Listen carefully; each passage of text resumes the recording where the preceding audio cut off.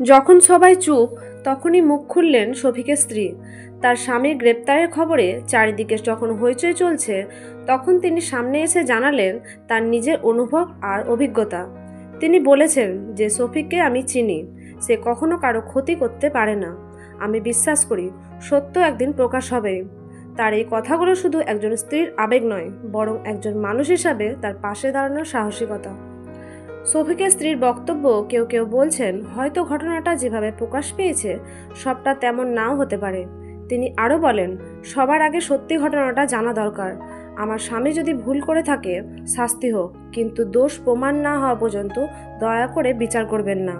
এই বক্তব্য অনেকে প্রশ্ন তুলেছেন, তাহলে কি ভেতরে আরও কিছু আছে, নাকি শফিককে উদ্দেশ্যমূলকভাবে ফাঁসানো হচ্ছে? পুলিশ এখনও তাদের তদন্ত চালিয়ে যাচ্ছে। তবে স্ত্রীর এই সাহসিকতার নতুন করে আলোচনা ঝড় উঠেছে সামাজিক মাধ্যমে।